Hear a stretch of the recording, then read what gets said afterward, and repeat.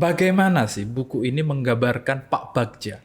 Orangnya itu sangat sederhana, ya, apa adanya. Di situ kita gambarkan dinamika perebutan ketua dan mahasiswa di IKIP. Dan itu sangat menarik itu. Oke. Bagaimana persaingan untuk menjadi seorang ketua. Meskipun dalam kondisi-kondisi sulit sekalipun, dia tetap mengutamakan organisasi itu di atas segalanya. Ketika SK Guru itu sudah diterbitkan, justru Pak Bagja ini malah nggak mau jadi guru. Karena dia pengen jadi mahasiswa. Tujuannya SK, caranya adalah ngurusin kolam ikan. Iya, betul.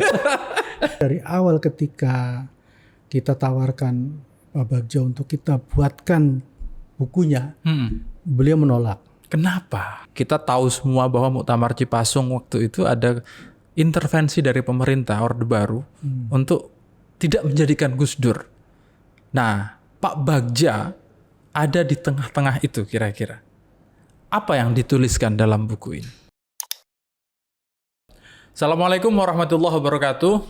Di kesempatan ini kita akan ngobrol santai soal sebuah buku yang sangat menarik yang menggambarkan sosok yang sangat penting bagi sejarah pergerakan mahasiswa Islam Indonesia, termasuk juga NU diantaranya, karena ada beberapa lipatan sejarahnya beliau mengambil peran yang cukup signifikan di dalam lipatan-lipatan sejarah NU, termasuk salah satunya yang amat penting di Muktamar NU di Cipasung yang terkenal sangat panas. Buku ini membingkis cerita soal bagaimana peran Pak Ahmad Bagja dengan dijuduli Sang Guru Pergerakan.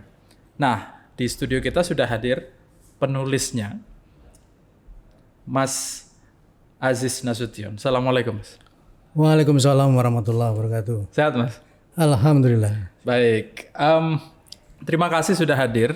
Ini bukunya sangat menarik, terutama bagi kaum-kaum pergerakan, kelompok-kelompok pergerakan yang saat ini mungkin sudah tidak tahu siapa Pak Ahmad Bagja ini dan berapa besar perannya.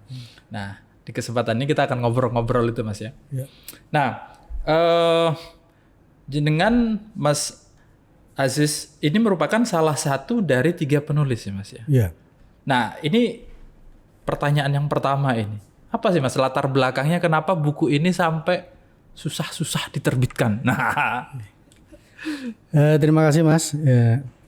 Sebenarnya gini, saya itu bagian dari tim besar lah ya, yang terdiri dari alumni IKIP, yang pada saat itu barangkali memang punya keinginan untuk membuat sebuah buku terkait dengan tokoh yang memang dibesarkan dan lahir dari IKIP. Nah, kebetulan kami ini adalah junior-junior beliau ketika di PMII. Jadi sebagai rasa terima kasih kami dan juga kita ingin membuat semacam catatan perjalanan beliau karena kita lihat memang beliau itu memiliki banyak peran dan jasa dalam mengembangkan PMII di IKIP dan juga beliau aktif dalam berbagai kancah organisasi, terutama adalah di NU dan juga di Ansor. Makanya pada saat itu kemudian terbesitlah kemudian para junior-juniornya ini untuk kemudian membuat buku. Jadi semacam ya ungkapan terima kasih lah. Gitu. Tapi memang gini, perjalanan buku ini lumayan panjang. Dan dimulai dari tahun kira-kira mungkin sekitar 2018-2019. Proses penulisannya pada saat itu beliau masih sehat ya, masih beraktivitas. Itu kira-kira 2 tahun berikutnya kita mendengar kabar bahwa beliau itu wafat. Nah, buku itu belum jadi waktu itu. Tapi sebelum saya sampai ke situ, saya juga ingin ceritakan bahwa kami di antara para penulis itu ada 3, sebenarnya ada yang aktif memang ada 3, tapi sebenarnya banyak juga yang berperan. Saya sendiri, kemudian juga sahabat Yana, dan yang sudah almarhum yaitu sahabat Abdullah. Nah, kemudian editornya adalah mantan wartawan Tempo, Edi Budiarso. Itu juga sama-sama, beliau itu juga dari alumni EKIP itu. Oke. Jadi sebelum terlalu jauh ini saya kepengen menggambarkan jaraknya panjenengan dengan Pak Bagja itu sejauh apa? saya itu Pernah bersinggungan langsung di dalam kaderisasi atau? kalau di kaderisasi tidak ya, karena terlalu jauh memang generasinya. Beliau itu kan aktivis di EKIP itu era tahun 70-80. Mungkin menjelang 80-an lah. Sementara kami waktu itu saya masuk di EKIP itu tahun 89. Jadi ada rentang waktu sekitar 15 tahun. Jadi cukup jauh. Tapi memang dari cerita dan dari interaksi kita dengan teman-teman yang aktif pada saat itu, kita juga mendengar bahwa aktivitas beliau tidak pernah putus sebagai seorang organisatoris. Ketika membangun PMI EKIP, kemudian beliau kemudian menjadi aktivis di PBNU. Itu barangkali memang ya sepanjang hidup beliau itu adalah memang menjadi seorang aktivis. Gitu. Betul. Ya, betul. Sampai akhir hayat beliau, beliau memang seorang aktivis. Dan bagi kami tidak hanya sekedar aktivis, tapi juga guru gitu. Makanya kami membuat judulnya adalah Ahmad Bagja Sang Guru Pergerakan.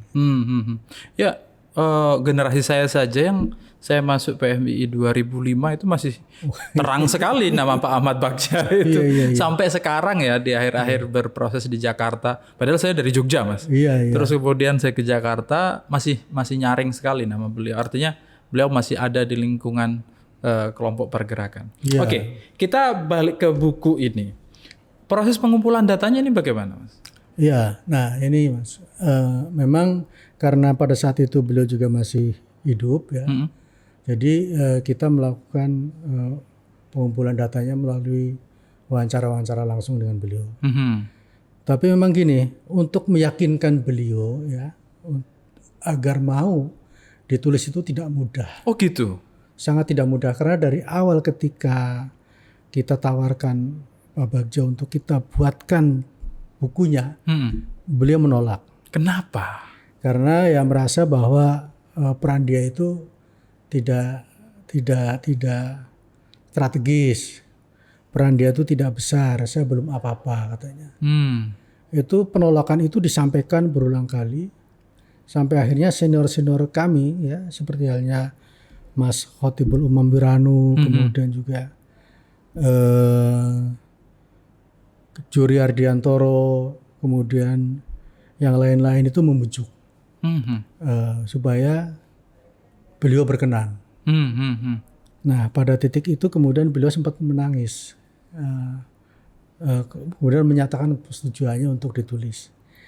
Tapi saya yakin memang beliau itu memang orangnya kan tidak mau menonjol.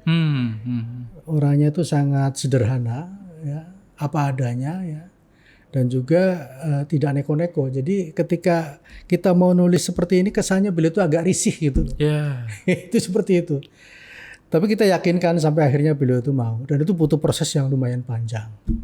Sampai kemudian beliau mau, dan kemudian pada akhirnya teman-teman itu membentuk tim penulis. Nah, kemudian kita ini masuk dalam tim itu, dan kebetulan rata-rata memang kami ini memiliki latar belakang dari jurusan sejarah di EKIP ya. Jadi memang dibekali dengan berbagai metodologi untuk sebuah proses penulisan buku-buku sejarah. Jadi di situ ada teknik wawancara yang memang diajarkan gitu ya.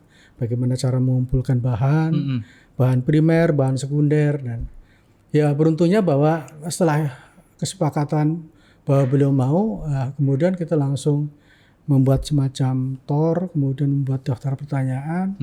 Setelah itu ya mengalir gitu kan. Proses wawancara dengan beliau, pengumpulan bahannya gitu ya. Selain Pak Ahmad Bagja sendiri sebagai sumbernya, Apa lagi sumbernya Mas? Wawancara dengan siapa lagi atau sumber apa lagi? Ya memang di antara kawan-kawan beliau ya, Hmm, di antara teman-teman beliau, ya kayak misalnya ada Pak Akbar Tanjung juga masuk ya, kemudian juga keluarganya, kemudian rekan-rekan beliau selama menjadi aktivis gitu ya. Saya mungkin agak lupa satu persatu tapi lumayan banyak lah yang menjadi narasumber. Nah, selain narasumber primer juga kita mengumpulkan bahan-bahan dari berbagai kajian kepustakaan karena memang rentang perjalanan beliau ini kan sangat panjang. Iya, Ya, betul. dari mulai ketika dia aktif di PMI di IKIP, kemudian itu di zaman Orde Baru, kemudian di kelompok Cipayung, ya itu bersentuhan dengan berbagai kampus yang ada di Jakarta dan juga di Indonesia pada saat itu. Kemudian di PMI itu dia menjadi salah satu pengurus di PB gitu kan, dan itu juga posisinya cukup strategis. Kalau nggak salah ketua ya, dan itu pada akhirnya memang beliau cukup memiliki pengalaman lah untuk dan catatan yang cukup panjang untuk kemudian kita tulis itu. Oke. Artinya rentan waktu yang panjang ini juga melahirkan kesulitan tersendiri, Mas. Ya, itu biasa kita dalam teknis penulisan buku seperti itu. Yang penting adalah bagaimana kita bisa punya metodologi untuk kemudian mencari bahan-bahan itu. Baik. Kita masuk ke dalam buku ini. Siap. Pertanyaannya, bagaimana sih buku ini menggambarkan Pak Bagja? Sesuai nggak dengan cerita-cerita yang sering kita dengar ini kira-kira? Ya kita berusaha membuat buku ini itu dari pada saat itu terjadi semacam perdebatan yang akan kita tulis itu. Apakah kita akan membuat semacam biografi pemikiran dalam arti adalah kita mengangkat pemikiran-pemikiran beliau kemudian menganalisa, atau kita berangkat dari rentetan peristiwa perjalanan hidup ya, yang memang dari perjalanan hidup yang nanti kita gambarkan itu akan terbaca bagaimana cara pandang beliau, cara berpikir beliau. Pada akhirnya kita sepakat di antara tim bahwa yang diambil adalah perjalanan beliau. Jadi kalau tentang pemikiran memang bisa saja, tapi memerlukan sebuah proses karena kita harus membedah pemikiran beliau. Dan itu saat itu kita anggap yang paling penting adalah karena kita melihat tahapan-tahapan beliau ketika misalnya gini, beliau itu menjadi aktivis di kampus ya. Itu sebenarnya cukup unik ya. Misalnya bagaimana ketika dia pertama kali ikut dalam aktivisme di dalam organisasi intrakampus ya, menjadi ketua dewan mahasiswa gitu ya. Di situ kita gambarkan dinamika perebutan ketua dewan mahasiswa di IKIP. Dan itu sangat menarik itu. Bagaimana persaingan untuk menjadi seorang ketua, dan gaya dari Pak Bagja itu dari awal kita mendapatkan gambaran bahwa beliau itu seorang yang punya banyak akal. Oh gitu ya? Iya, punya banyak akal dan selalu bisa keluar dari kesulitan. Misalnya gimana itu kejadiannya tuh? Iya, banyak hal yang menggambarkan seperti itu ya. Ketika misalnya ada satu peristiwa kecil lah. Ketika beliau itu sebenarnya latar belakangnya itu asalnya bukan mahasiswa. Jadi ketika dia keluar dari PGA itu ada sekolah namanya training center, sekolah latihan menjadi guru. Training center guru yang diselenggarakan oleh Departemen Agama. Kemenak lah ya kalau sekarang ya. Tapi penyelenggaranya adalah IAIN. Nah, pada saat ketika SK guru itu sudah diterbitkan, justru Pak Bagja ini malah nggak mau jadi guru karena dia pengen jadi mahasiswa. Ini aneh ini, mulai aneh ini. Pengen jadi mahasiswa, tapi untuk jadi mahasiswa tidak mudah karena SK-nya adalah SK yang dikeluarkan dari Depak, itu training center. Bagaimana kamu jadi mahasiswa? Dimarahin sama pegawai kementerian pegawai Departemen Agama. Bagaimana caranya? Pak Bagja dan kawan-kawan mikir, ya udahlah kita bikin petisi aja dan kita ramekan ini kan ya. Kita bikin gara-gara supaya training center itu diganti oleh orang yang seide dengan dia. Dan itu berhasil lah. Bikin gara-gara itu sekolahnya di Cianjur, Mas. Oke. Iya, di Cianjur di belakang itu ada kolam ikan. Nah, kolam ikan itu sebenarnya milik training center itu. Itu dibedah sama dia, ikan-ikannya diambil. Oke. Terus kemudian kepala training center marah dan ngamuk gitu kan. Akhirnya dia mendekati ke pegawai departemen, udah ganti aja Pak, itu yang itu namanya kalau nggak salah Pak Mastuhu itu, udah ganti aja. Nah, diganti dengan orang yang kira-kira punya gambaran atau seide dengan dia. Setelah diganti ternyata diganti benar. Kemudian diganti sama pegawai departemen agama yang lain. Dan orangnya ini menyetujui apa yang menjadi pemikiran Pak Bagja. Akhirnya Pak Bagja berhasil jadi mahasiswa. Berhasil menjadi mahasiswa. Ini kelinci juga Pak Bagja. Dia selalu berpikir bagaimana caranya untuk bisa keluar dari kesulitan. Dan itu menarik. Pada akhirnya Mas, itu yang sangat bermanfaat ketika dia menjadi organisatoris di berbagai tempat. Itu kan banyak hal yang barangkali karena keterbatasan itu kan. Ini dibutuhkan orang-orang yang memiliki pemikiran yang mungkin out of the box lah ya. Gitu. Kecerdasan kayak cerdik untuk keluar dari sebuah masalah, nyari solusi dari sebuah masalah. Betul. Seperti itu tadi. Iya. Tujuannya SK, caranya adalah ngurusin kolam ikan. Iya, betul.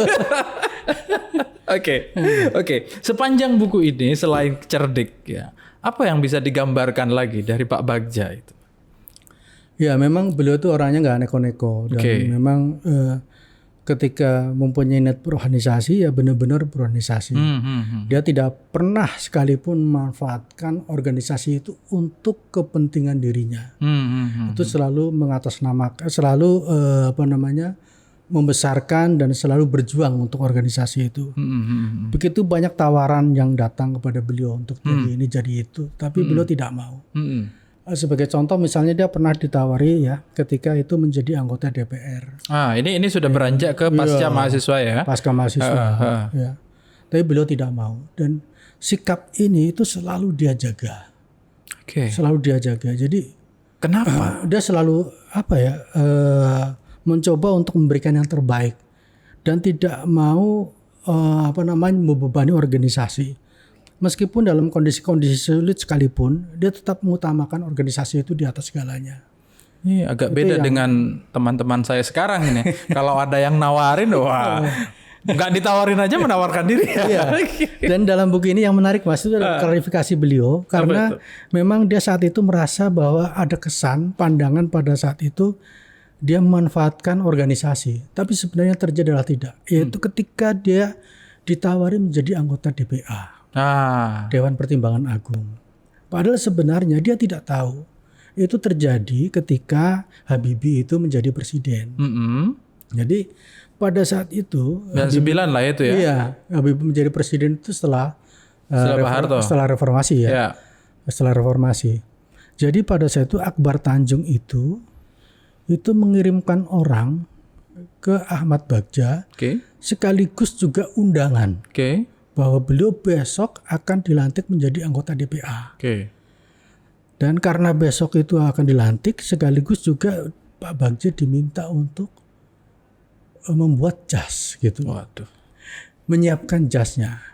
Saat itu sebenarnya dia juga bingung apakah mau dia ambil atau tidak. Tapi karena undangan itu sudah di tangan dan besok diharapkan dia untuk hadir, dia tidak bisa berpikir lebih luas lagi dan pada saat itu sebenarnya dia ingin ketemu dengan Gus Dur terlebih dahulu. Tetapi karena ada kesibukan dan waktunya sangat mepet, dia nggak ketemu. Ya, kondisi itulah yang kemudian akhirnya membuat Pak Bagja menerima tawaran menjadi anggota DPA. Jadilah akhirnya beliau. Menjadi anggota DPA.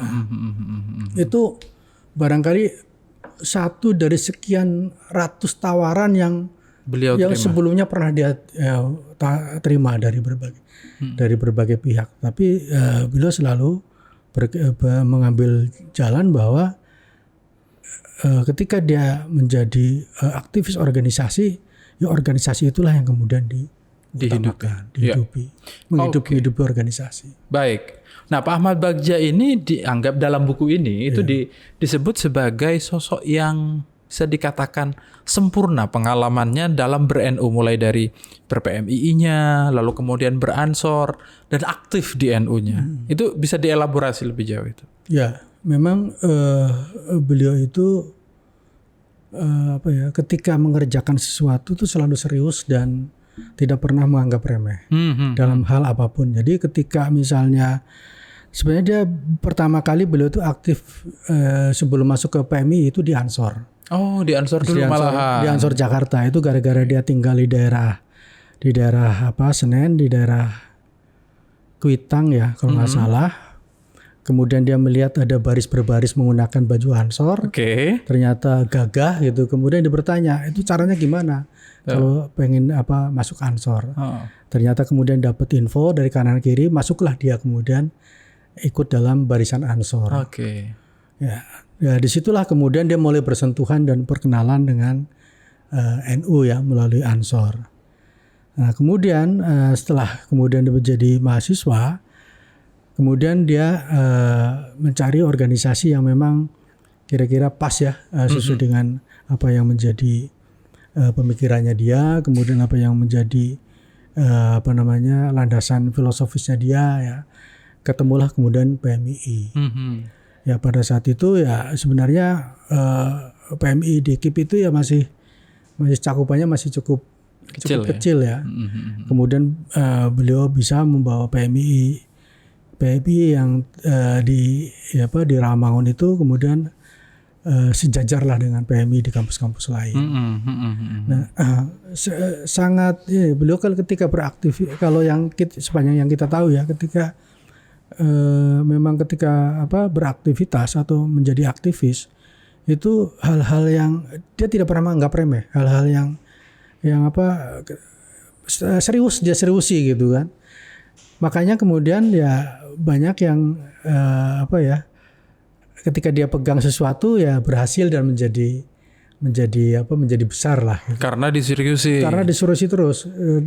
Meskipun dengan gaya beliau yang barangkali mungkin ya beliau tuh kan gayanya kan memang simple orangnya gitu kan, tidak neko-neko gitu kan. Juga ya jaringan beliau yang dia bangun ya itu cukup luas gitu ya. Jadi itu yang menjadi modal utama lah. Oke. Ini udah di highlight di PMI-nya, udah di highlight, di Ansornya dikit udah juga ya. Sekarang sama beranjak ke NU-nya. Salah satu bab di sini adalah persinggungan beliau di salah satu muktamar paling panas dalam sejarah NU, yaitu Muktamar Cipasung. Ini kita tahu semua bahwa Muktamar Cipasung waktu itu ada intervensi dari pemerintah Orde Baru untuk tidak menjadikan Gus Dur. Nah, Pak Bagja ada di tengah-tengah itu kira-kira. Apa yang dituliskan dalam buku ini? Ya, ini Muktamar Cipasung ya, itu tahun 1994 kalau nggak salah ya. Memang menjadi sejarah tersendiri bagi NU, dan pada saat itu sebenarnya sebelumnya Bagja itu menjadi wasekjen ya. Itu kemudian menjadi sekjen dipilih oleh Gus Dur menjadi sekjen PBNU. Tapi saya kira emang ini adalah perpaduan yang sempurna. Karena kita tahu bahwa Gus Dur itu beliau adalah tokoh nasional yang memang memiliki banyak aktivitas di luar NU ya. Dan cukup kontroversi juga pada saat itu gitu. Relatif pergerakan beliau itu barangkali memang ada yang bilang juga lebih besar dari NU gitu kan. Ya, karena lintas bidang. Nah, Pak Bagja adalah sosok organisatoris, sosok administrator, dan juga orang yang memang memiliki ketenangan dalam mengambil keputusan. Jadi sangat melengkapi sosok Gus Dur ya. Saling melengkapi. Nah, pada saat Muktamar Cipasung yang begitu panas, saya kira NU berhasil ya melewati masa-masa sulit ya. Bahkan kemudian kalau nggak salah meskipun pada saat itu Pak Harto itu tidak setuju dengan Gus Dur untuk menjadi ketua PBNU, ya dia bahkan punya calon lain ya. Kemudian terjadi perpecahan dalam tubuh NU dengan kepiawaian Gus Dur dan juga kemampuan Pak Bagja di dalam mengelola organisasi di internal NU. NU itu kemudian tetap solid ya, meskipun menghadapi tantangan pada saat itu yang luar biasa dari kubunya Abu Hasan dan juga dari pemerintah, dengan lobby-lobby yang kemudian berjalan ya, bahkan akhirnya antara Pak Harto dan Gus Dur itu bisa baikan lagi. Bahkan kemudian ya kita tahu di tahun 98 menjelang Soeharto jatuh, Gus Dur termasuk orang yang kemudian diundang, Pak Bagja juga ikut di situ untuk berdiskusi ya menjelang diundang ke istana pada saat itu menjelang Soeharto jatuh. Nah, saya kira bagaimana bertahan dalam kondisi seperti itu, bagaimana membuat pada saat itu NU tetap eksis ya, solid dan sebagainya di tengah mungkin gempuran kanan kiri gitu. Itu luar biasa kalau menurut saya. Ini adalah duet yang saya kira memang antara Gus Dur dengan Pak Bagja ya, antara seorang pemimpin dan juga seorang administrator yang saling melengkapi gitu. Itu seperti itu, Mas. Iya, Gus Dur yang visioner, menjangkau gerakan yang besar, tapi kadang-kadang mungkin teknis-teknisnya kelupaan, yang administratifnya. Nah, itu yang diisi oleh Pak Bagja. Kira-kira gitu, Mas. Iya. Iya, karena memang gini, Mas. Kalau nggak, ini diungkap juga dalam buku ini. Salah satu kerisauan Pak Bagja ketika dia menjadi sekjen di PBNU, sebenarnya mulai dari wakil sekjen adalah memang pada saat itu belum kuat ya tradisi bagaimana mengatur organisasi secara modern ya. Yang administratif. Iya.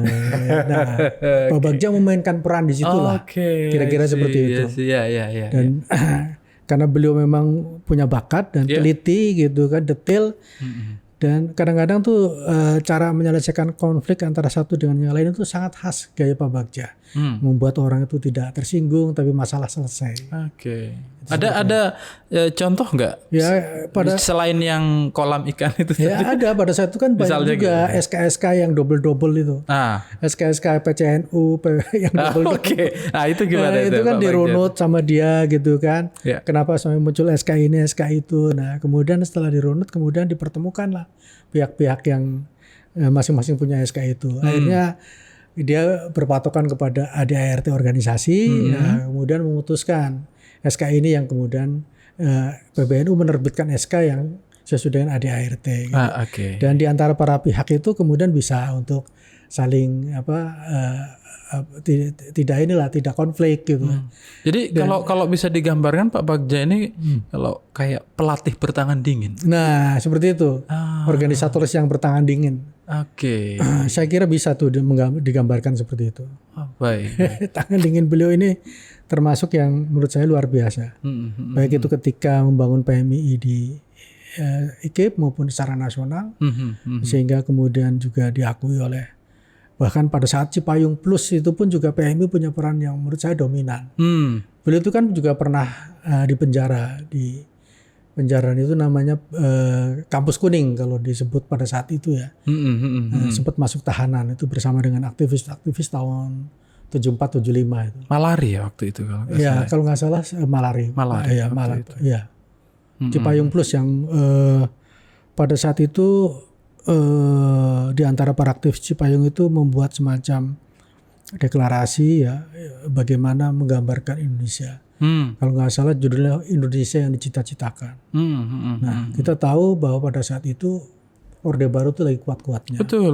Kan? Lagi kuat-kuatnya, jadi mahasiswa itu bergerak ya, dicarilah kemudian tokoh-tokohnya. Nah salah satunya adalah Pak Bagja gitu. Selain juga yang lain. Ya. Baik.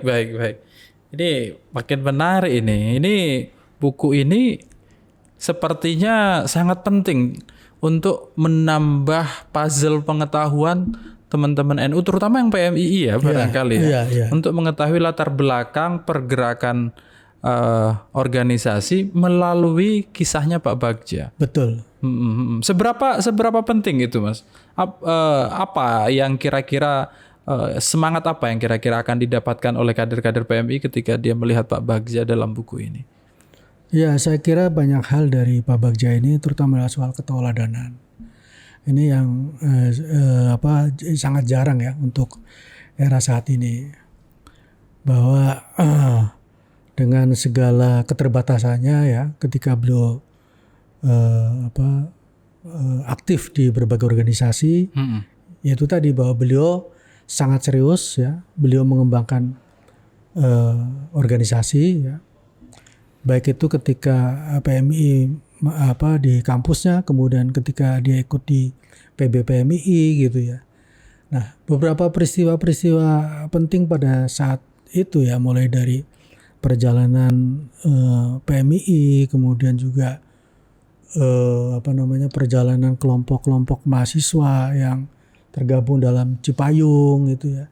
Itu kan menjadi semacam catatan sejarah penting ketika zaman Orde Baru ya. Betul. Kalau kita ingin menengok masa-masa itu, saya kira di dalam buku ini cukup tergambarkan dengan jelas, dan ini menjadi hasanah pengetahuan dan barangkali juga bisa memperkaya kita lah untuk bagaimana berorganisasi dan bagaimana melihat sejarah itu sebagai sebuah pelajaran penting dalam kehidupan kita. Gitu. Baik. Ini sepertinya buku ini penting sekali untuk dibedah di lingkaran-lingkaran PMI ya, di berbagai wilayah itu, Mas ya. Ya, bisa jadi begitu, Mas, karena ada rencana ke sana? Ya, sebenarnya dulu pernah teman-teman di PMI DKI sekali waktu itu bikin bedah buku tentang Pak Bagja ya. Mungkin juga kalau memang teman-teman PMI berminat ya bisa aja nanti kita bikin kegiatan-kegiatan untuk bagaimana mendiskusikan dari isi buku ini. Baik, iya betul. Supaya ya mereka bisa mengetahui apa sih yang menjadi cita-cita dari para tokoh-tokoh yang memang ikut dalam sejarah membesarkan PMI. Ya. Gitu.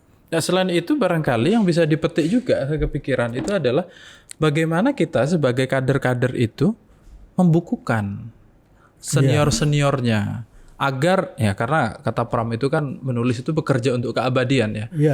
Jadi buku ini masih bisa dibaca, masih bisa pengetahuan informasi mengenai Pak Bagja masih bisa dibaca 20 tahun lagi kira-kira, sehingga bisa menyemangati kembali. Jadi mungkin juga teman-teman PBPMII itu perlu mulai membicarakan hal itu di daerah-daerah, barangkali kan belum ada sosok seniornya yang diangkat ceritanya. Untuk menyemangati ya, daerah Sumatera Utara misalnya teman-teman Medan, ada senior siapa dibukukan, ada siapa gitu-gitu. Gitu kira-kira ini. Iya, saya sangat sepakat itu ya. Karena itu tadi yang dengan adanya satu catatan mengenai kiprah salah satu tokoh. Itu kan bagian dari puzzle. Betul, ya betul. Kan? Ketika ada tokoh lain, kemudian yang ditulis itu akan semakin melengkapi dan akan membuat puzzle ini menjadi utuh ya. Jadi menjadi sebuah gambaran yang lebih komprehensif ya terhadap sejarah bagaimana PMII, bagaimana kiprahnya pada saat itu, perannya seperti apa, sehingga kita juga bisa mendapatkan gambaran-gambaran yang lebih luas lagi. Saya kira masalah hal-hal teknis mengenai proses penyusunan pembiayaan di era sekarang nggak terlalu susah. Kita punya banyak menteri dan wakil menteri. Saya kira itu bisa dimanfaatkan lebih jauh dalam hal yang lebih produktif ya. Siap. Mas Aziz, terima kasih atas waktunya. Kita berbicara banyak soal mulai dari bukunya Pak Bagja, bagaimana sosok beliau, lahirnya bagaimana beliau mengatasi nyari jalan keluar dengan cara-cara yang unik sampai kepada soal buku ya. Dan mungkin ini penting juga untuk dipertimbangkan bagaimana kita memperbanyak cerita-cerita mengenai narasi-narasi soal senior-senior kita yang bisa diangkat untuk kemudian bisa menginspirasi kader-kader selanjutnya. Sekali lagi terima kasih atas kehadirannya. Kita jumpa lagi di kesempatan mendatang. Teman-teman, Thank you sudah mengikuti diskusi kita. Kita akan ketemu di podcast-podcast selanjutnya. Assalamualaikum warahmatullahi wabarakatuh. Waalaikumsalam warahmatullahi wabarakatuh.